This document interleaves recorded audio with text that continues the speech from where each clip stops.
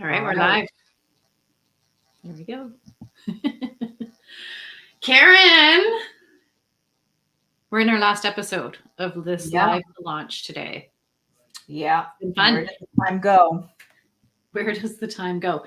So, we talked about what we wanted to talk about today. Mm-hmm. And I think this is so important and pivotal to everything, right? To a lot of what this journey has been about for you. Mm-hmm. And I really want to hear your thoughts and your kind of narrative. And the thing is comfort levels. Yeah. So, so much of the work you've been doing is about challenging and discovering and trying to move out of your comfort levels. And Mm-hmm. I think everybody gets stuck here because our brains aren't wired to be okay with fear, right? We're not wired to be okay with discomfort. And the minute, like, even when we have happy discomfort, our brain is still like, wait, stop. Because it's that same sort of alert, alert, alert kind of Mm-hmm. mechanism. Yeah. So let's talk about what's happened in the last week and some of the thinking and some of the conclusions you've kind of come to about this whole process of launching a new program. So I think it just what happened in the past. So I had the program that was working pretty well, and that was 2015, and it was working, and it was always like, all right, let's, you know, like you want to always evolve and be proactive about that, and always be thinking about the next thing. But every time I would think about the next thing, I would start and then I would stop when it would get hard, or when I would get a little fearful because, you know, yeah, I mean, even just from an income standpoint, things would dip a little bit because I wasn't paying attention over here to this. And, I was trying to go a new direction temporarily, which again, it would have been a temporary thing. And I always just kind of panicked for a number of reasons, again, because of the income, but also just because it was like, it's new, and it's so easy to just go back to what is comfortable for you. And I've been doing that for, I would say, the last like 3 years, honestly. Every time I would try a new thing, it just, and it wouldn't work out, then I would just go back to what was comfortable. Now, I would say that some of those things were legitimate things that I tried and didn't work, and it was probably a good decision to not do them anymore. It's really hard to tease that out. Maybe I'm exactly where I'm supposed to be for, whatever reason, but yeah, there are. I think that I've had a lot of really convenient excuses the last few years to not do things that I don't like doing. And I think it's kind of a double-edged sword to say things like, find your passion, do what you love. Or like, people are like, find the job, like you want to find the job that you can do that is something that you would just be doing on a Saturday afternoon. On some level, work is called work for a reason, but also you have to, even if you're doing what you want to be doing, you still have to do stuff that you don't feel like doing in the moment. Like, going back to the brain wiring thing, like we're wired for, the immediate gratification, when really it's not what we really want. And I can give some specific examples here, but I think that um I just the situation that I put myself in, it was really easy to avoid certain things and justify it because I didn't have to do them, and I didn't always have to push through certain situations that were uncomfortable. And as a result, what's happened is that certain things that I hate, maybe I had a little more stamina for, I started avoiding them, and now I'm even more anxious about doing them. Um, and then other thing, like that's kind of what happens, where Yeah. we don't do things, and then it's even scarier. Whereas it's like, if we would have just done it, we probably would have been fine. It would be more familiar. So Yeah. yeah, And I mean, a lot of that. in my experience, the things that we don't like to do more often are not because we don't like to do them or we have a feeling about them one way or the other. It's because they're not clear to us, or Mhm. because we don't know how to do them, Yeah. or, and then, half the time there's always some sort of judgment or fear associated with it. But the antidote in any of those cases is to do it, right? Is to take some action Yeah. and Mhm. see that you're not going to die, right? And see the how much it can actually benefit what you're trying to achieve. And I think when we get in these comfortable places of like, even if they're not good for us, we know that, we still Yeah. go back to them, right? We still I go know. back to them because it's what we know. Mhm. And that breaking out and that being in that uncomfortable place intentionally is sort of like not natural for us, but it's also what's necessary. And Yeah. you kind of took that finally this week and you were like, all right, Yeah. we're changing something up here. Mhm. Yeah. Yep. Yeah. Should I get into the specifics of Yeah, go what's for going it. on? So I've always been somebody, I like doing research. I like doing independent work by myself. I can just, if you're like, go write this lit review on this topic on, go read these peer reviewed journals and write a lit review. That's something that's hard for a lot of people. I actually really like doing it. I'm good at it. I could just, you know, go to town on that. Um, if you wanted me to do something that was independent work, research, writing, making content that's pre-recorded, um, I can do that all day long. It'll be easy. I'll get it done quickly. Well, maybe it won't be easy, but I'll do it because it's not that I don't feel a sense of resistance to doing that kind of thing. When I sit down to write something, I still get the feeling of I don't want to be doing this. The blank page is overwhelming. I get all of that, but I've done that process so many times that I know what to do. I understand that I don't need to listen to those feelings. I saw this thing the other day on Facebook. It was on Runner's World or something. I don't know, some running magazine. And it was like, the first mile is lying. And so that's, being a runner, I related to that, where a lot of times you at the beginning, you feel crappy and you don't want to do it, but because you've had enough experience with that situation that you need to just keep going. But then there's these other things that if I don't have experience with it, or it's been a long time since I've done it and I'm feeling a little rusty and it feels less familiar to me, it's like you don't I don't know, for some reason I'm interpreting that feeling differently in this other context, but really it's the same thing.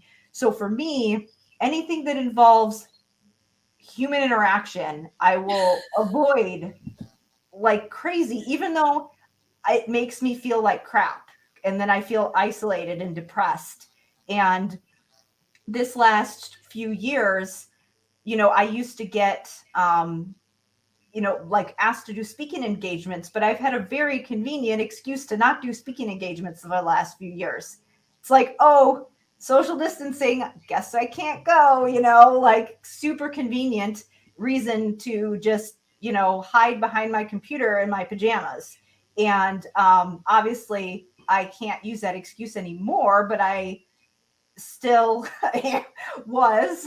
Um, but yeah, I mean, there was that.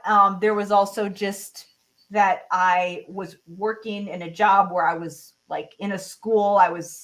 Had a schedule where I had to meet with clients all day long, and now I'm in a position where I'm self-employed and I'm totally in charge of my schedule and what I do, and I can schedule calls, but I also could choose to not. And so I tend to go towards those things that are comfortable if I don't, notice that that's my default setting. And also something, again, just a convenient excuse. At the beginning of the pandemic, it was really easy to get affordable leads through Facebook ads. I could run the ads myself. I didn't have to be that good at it because, again, it was just the way that the algorithm worked. It was really easy for me to just get in front of people with ads. So I'm like, why am I going to travel and do all this work when I could just turn on a Facebook ad. It's so much easier. It was like so tempting to just do that instead of doing other things like actually building relationships with people that is hard and scary and time consuming and doesn't give you immediate gratification. And so I just avoided that. And it's, you know, like I'm to the point now where all that stuff isn't work. Like, you know what? Like we're out in public again. People are doing things in person. I can't make the excuse of I don't want to do stuff in person anymore. Facebook ads are a lot more complicated. I've been running the same offer to the same people for the last 5 years, and I need to mix it up. And every time I would try to go do something else, I would just freak out and throw it away. And now it's like, all right, I have to make a decision. Like I'm being forced to make the decision now to do things differently. And that means that I need to get out of my hermit cave. So, and then that's the other thing is that it's like in the moment, I never feel like doing the thing that I actually really want to do that is actually going to make me feel better about things in the long run from a, you know, growing my business, but also just mental health standpoint. Yes. Um, you know, I know you said that, you know, you don't like the idea of, oh, find your passion. Like there's a garbage side of that conversation, which is like, oh, do something that I don't want to do something I would spend my Saturday afternoons doing, but I still love what I do. But the important thing is if you don't love what you do, then, and you don't like what you're trying to build a business around, your energy is just going to be like, ugh. And so what we had designed for you was the closest fit to what you wanted. And the important part about that was your desire to have these higher level relationships and conversations and more intellectual conversations, which is not something you get from Facebook ads. Right. And so that whole side of your business, there's no problem with running Facebook ads and continuing to have that sort of part of your business. But this desire to, you know, have these more intellectual conversations, to make these bigger connections, that is going to require you to develop relationships, and it's good for you, and it's going to be helpful for you. And it's the missing piece in your business is like the people side of the business, the people, you know, and that's what's going to enable you to have this sort of higher level program and this, you know, that kind of brand that you are going for. So I don't think it's an all or nothing. I think it's yes and.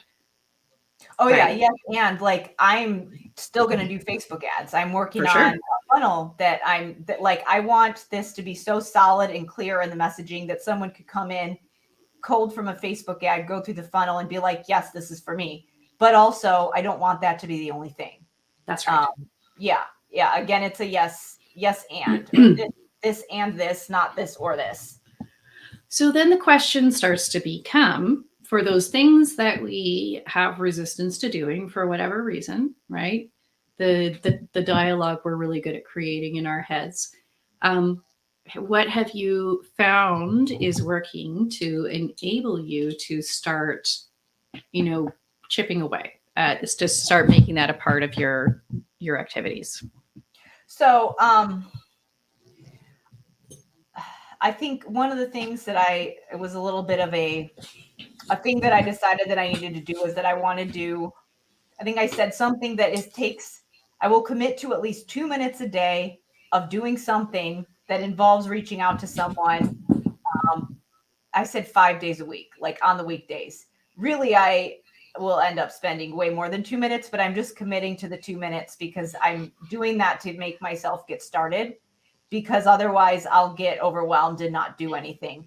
That's in the past, what I've done when I'm like, I'm going to work on outreach and networking and I'm going to like all of a sudden be amazing at this, I would like have this grand plan and I would start doing it, and I would do it for a couple weeks and then I would stop doing it because number one, there was some lack of clarity there and there wasn't immediate results. And there's an accountability piece as well. I think that sometimes the clarity around the conversations, I don't Mm. know. I guess I just felt like my conversations before were a little empty, and I never really knew how to take it to the next level, you know? Like it's just sometimes I just don't know what to say to people, and so I don't do anything. And I'm fine if other people provide, structure and scaffolding, like I always used to say with socializing and stuff like that. And this has always been something that hasn't been easy for me. I mean, even not business, but just in life in general. Like my mom used to like have to, give me all this help to plan play dates because I wouldn't just do it. I would just go and, you know, play with bugs in the backyard by myself or something weird. Um, but I guess that's not that weird, but whatever. She thought it was weird. But anyways, like if I'm around somebody who's super extroverted and they're like, here, let me plan this party and let me get all these people together, and I'm just there, I'm like, okay, I could do this.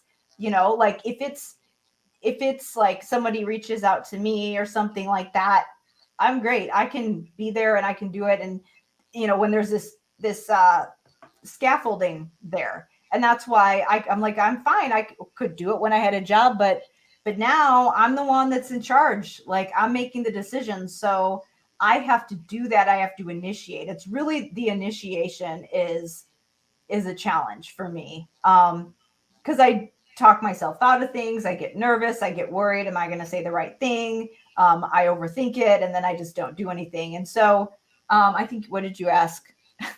You asked what was helpful. Well, Uh, you're doing it, right? yeah. I mean, I think just realizing that I do that, creating some structure and specific parameters around what I'm saying and what I'm doing every day. And I also think just recognizing that I have in the past just quit on things when I get, um, like when there's not immediate results, when it feels hard, recognizing that the feeling of not wanting to do it isn't something that I need to listen to. Again, like the first mile is lying. So that's really what I've been telling myself about this. And I think that there are certain situations that I've put myself in where, like when I was doing sales calls all the time, that was super uncomfortable. So again, I did that.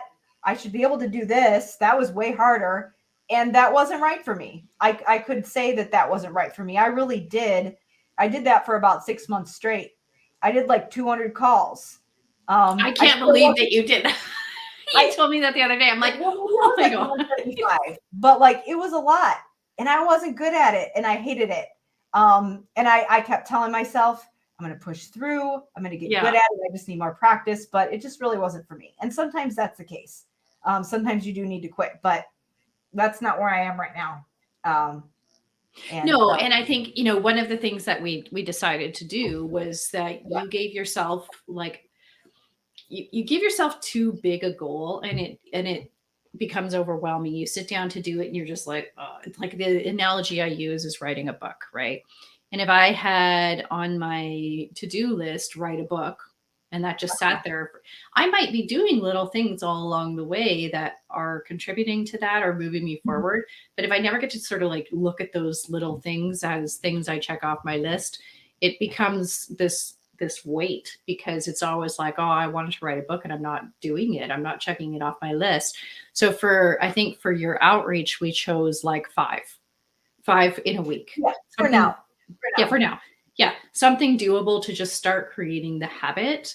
And then we Hmm. spent some time talking about the specifics of what those conversations would be. So you're not going in there blind.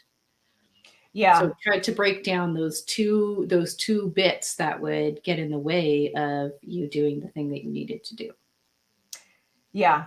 Something that I've been telling myself as well, there are a lot of things that I do, where it's like it's almost a misinterpretation of some kind of emotional response, and then you label it in one way that's not super helpful. So Yeah. for example, calling something anxiety or fear, Whereas sometimes there's that nervous excitement kind of feeling where you are nervous, but you're also excited, and it's positive.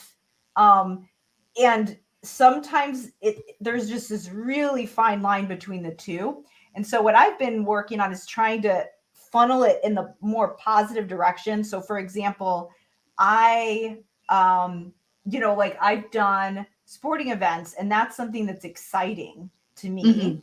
And I look forward to, even though I actually am pretty nervous, and I've done it so many times when I've signed up for a race, and I doesn't matter how well I've trained, I'm just going to be nervous. Like it's just Yeah, part of the process. It actually makes me perform better.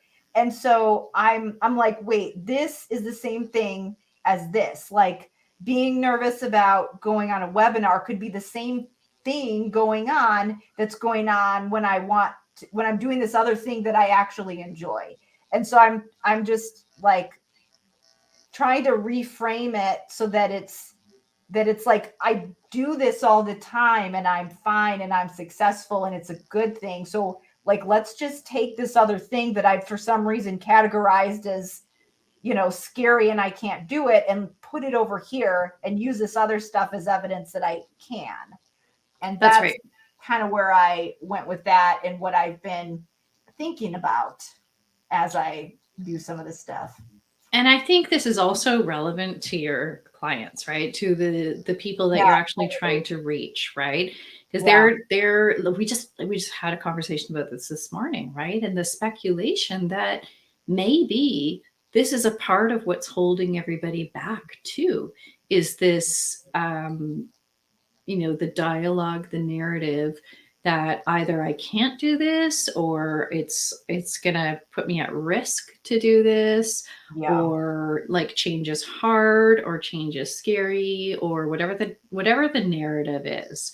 And I think that Yeah. that's definitely relevant to the people that you're trying to reach, and like ironically what you're trying to help them through. Yeah. It totally is, because I think that I I mean I'm asking clinicians to do things that are uncomfortable.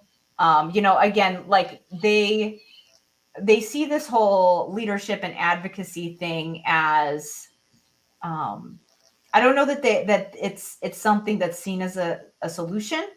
And a lot of times it's easy for them to default to, like the worksheets and the tactical stuff, which, of course you need to do that stuff and it's fine. There's nothing wrong with that. But I'm asking them to do the hard work that people don't want to do, that people avoid. And I'm it's not asking, because they're lazy, no, right? it's not. I think that sometimes it's belief in themselves that they can Yeah. do it, belief in that it can actually help. I'm telling them that, they're in a system that has a lot of constraints, legitimate constraints, but I'm telling them that they can put themselves in a position where they can actually start working through some of these things. I'm not saying that you can wave a magic wand and fix everything, but I'm saying that they can do something about it. But that is something that it's not a quick fix. It's uncomfortable. It's going to be hard work. So yeah, I'm asking them to do the hard work that a lot of people really don't want to do. Honestly, I was thinking about that as I was planning, just some of my content leading into the program as I explain it. And I mean, sometimes I know that everybody doesn't think like me, but I do think about things in the past that have motivated me to take action on things.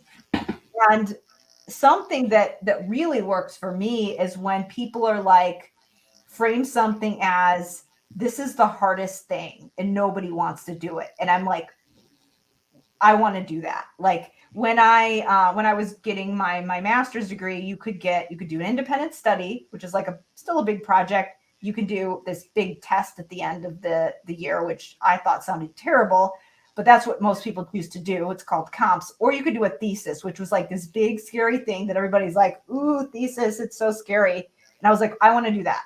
Like I want to do the hardest thing because I want to know I can do it.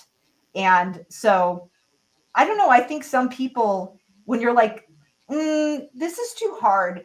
Nobody does this. Nobody, it's too much work. Some people are like, watch me. So I Yeah. kind of want, I think I want people who think like that. I think that, I don't know, maybe that message will work. It would work on me. I want to be a badass that does, the stuff that nobody else can do. So yeah, I think I like that idea of just that it is the same thing that I'm helping them do. It's just a different context. I'm helping them Yeah. do it in a context where I've done it before, whereas I'm, doing other things over here where it's different for me. So, And I think the big challenge that I know you've butted up against is for this group, the belief that that's possible. I know that is, yeah, for real. Yeah. And that's going to be one of the things that will likely end up driving some of the content you create and the stories that you tell and what you put out into the world and the conversations that you're having. But this work that you're doing right now that you have embraced, that you are habitualizing, whatever the word is. Is it habitualize? Okay, good. Like making a habit, the things that Yep. I'm wanting to do. Right. Yeah. Okay. Yeah. I think that's where you're going to start to rather than sitting behind a computer screen and speculating, Yeah. and never feeling like you have the answers, this engagement, this outreach, this connection is going to help you in so many different ways, but it's also where you're going to find your answers. Yeah, I know. Yeah, I mean, even this week, I did just, I was like, I'm gonna reach out to my friend over here, and I was like, oh, okay, this gave me some more information that helped me make some decisions. But all I had to do was just like do the next step. That's hard for me. I like to see the whole staircase before I take the first step, and you can't always do that. Yeah, 100%. And that like I know you've been used to in the past, like these business offers kind of act like systems, right? And if I can plug all the systems, the pieces of the system in, it should work. Mm-hmm. But there's a human component, right? Yeah. There's this human component where you have to learn from people and you have to, talk to people, even if that ultimately becomes what helps you build another system, like Mm-hmm. another top of funnel, another marketing system that gets people into right now the phase is connection. And we knew that this wasn't going to be like, oh, this is your business forever and it's not going to scale this way. It's more like, okay, this is the phase, this is your research phase, this is your like developing your hypothesis, and that means it's a bunch of unstructured and undefined work, but it's where the answers lie. Yeah, the idea of lack of structure and not knowing is, I know, uncomfortable, yeah. right? But those comfort levels are what keep us kind of in our place. Well, and it's weird. I was working with this guy in the past, and he told me, he's like, you have your one foot on the gas pedal and one foot on the brake. Like, I actually have a problem with boredom too. And so it's like, I hate this. I'm bored of doing the same thing over and over again. But then, it's like you're working against yourself. Yes. And it makes you, again, that's the whole idea of like all this stuff that feels good in the moment actually makes you feel worse. Yeah. It's, and got to get to the other side. It's one of the things that I've heard you talk about too with where these ideal clients are in their own progression as therapists is they also get bored, right? They get stagnant. And even though there's lots to do, it's possible to be bored and busy. Oh yeah. 100%. Oh my gosh, I can relate to that on so many levels. Yeah. And so these people who know that there's some little hint of something can be different, those are the ones you're going to attract. Yeah. So So that narrative. Okay, so this is our last session in Live to Launch. It's been really fun to kind of just document the process, document what's going on in this sort of launch process. And I say launch in like a bigger context than like an event. I mean, you're Right. launching a program. You launched a program, whether your marketing activity was exactly how you planned, you launched a program. And now I think what's super important for my business audience to recognize is that this is how it happens. You launch program and then you start to learn about it. That's real. That's real. And like all this garbage that we hear out there in the industry that, yay, we designed this new offer and right off the bat, everybody took it up. If it was very, very close to another offer you've created before, I think that can sometimes be true. You've built a big audience and you understand what they buy. But when you are shifting, and I hate to use the word pivoting, but when you are shifting into something new, this is what happens. We launch and then we learn. We launch and then we learn, and then we launch and then we learn some more. And it takes consistency. It takes time. It takes concerted, intentional effort to find that like perfect pitch, I guess.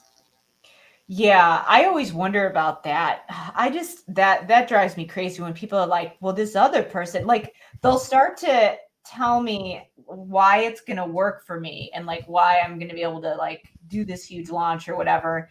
And they're like, but my client over here, so and so made blah blah blah this much money and this launch. And I'm like, okay, but where were they? What industry were they in? How long had they been doing it? How long did it take them to map out exactly what they knew it? Like, did they know exactly what people wanted and the program was all, and then they did it? Or was it just they made it up and then the next week, and people leave all that stuff out.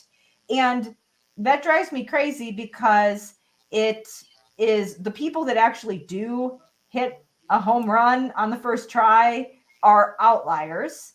And maybe they are the people that are in those testimonials, but they're cherry picked. That's not what most people do. And you're leaving out all of this other context and all of this other hard work that this person had to put in. It's like that. Oh gosh, that story about, it's like, it might be a fable, but it's about the artist. Do you know what I'm talking about?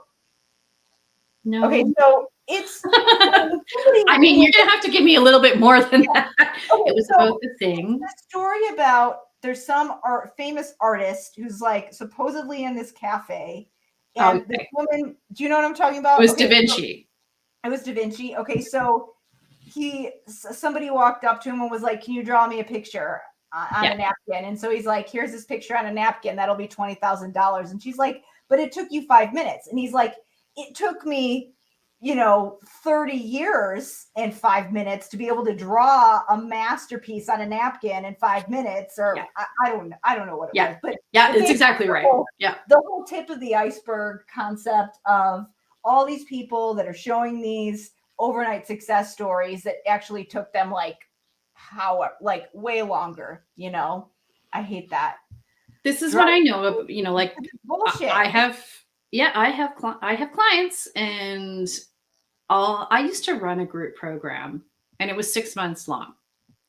And I remember people would it was one of their objections to signing up for it, because they'd be like, 6 months, that's a long time. And I'm like, ha ha ha, I know what's going to happen.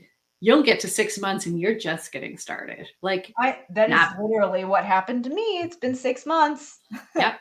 Not because I think that you're lazy, not because I don't think you can do it, because it just takes time. And I refuse to be somebody who hops on the marketing bandwagon and is like, yay, 6 months and you're going to have a whole new business and everything's going to be wonderful and you're going to be making all this money. I'm like, give me 6 months. I can help you transform, but you're just starting. Mm-hmm. Because that's just true. It's just real. And so why set your expectations otherwise and then just feel like shit because you didn't reach what everybody else reached? If you can launch a new offer to an existing audience that you know already, and maybe you sold Instagram Reels templates before, and now you're selling some strategy document for Instagram. that's a situation where that's a quote unquote new offer, but it's like very in line with what you sold before. And it's just like Yeah. selling a new thing to an existing audience. Different, right? But Hmm. most of my clients are transforming their businesses because what they had built before was not really well aligned to where they are now.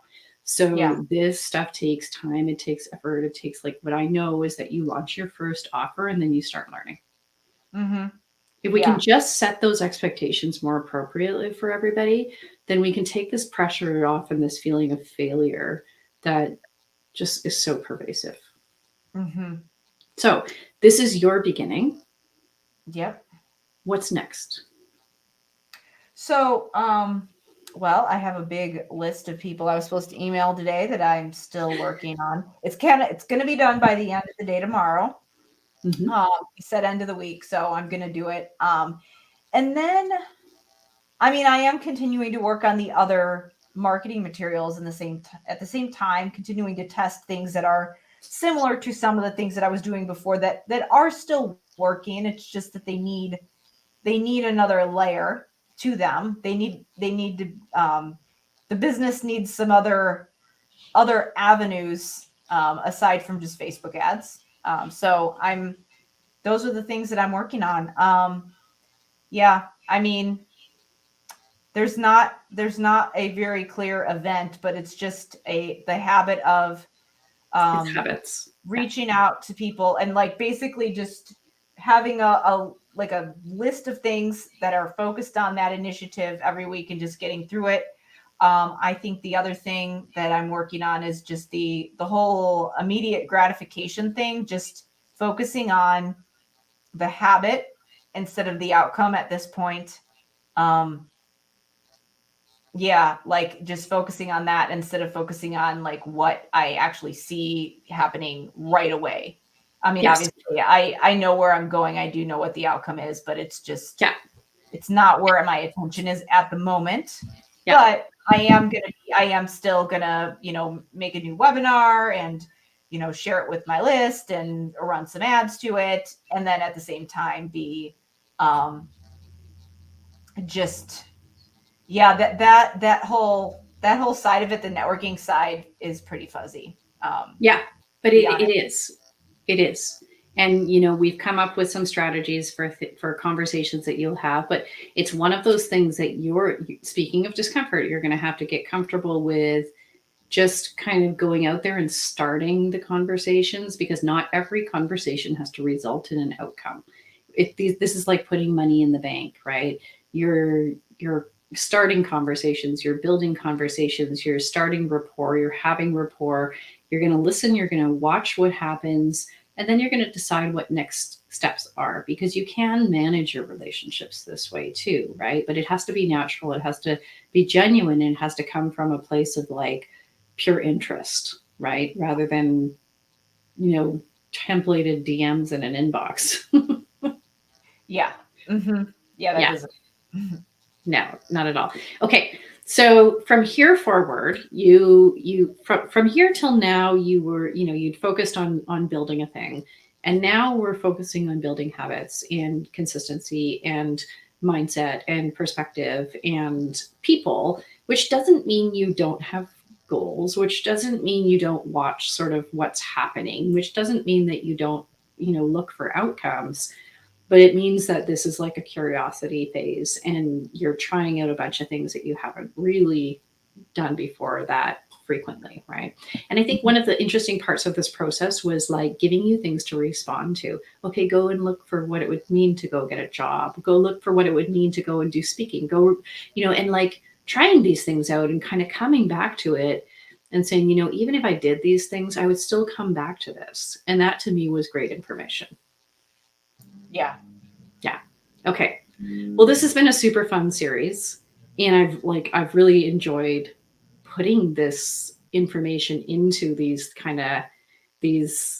episodes that will, carry on and last for a while, and hopefully somebody gets some benefit out of watching them and hearing your own journey. And I wanted to thank you so much for being open and vulnerable and honest and being able to talk about all this stuff. And I can't wait to see where this goes from here. Thanks for coming up with the idea to do it. Well, it's going to live on, and Yeah, it will.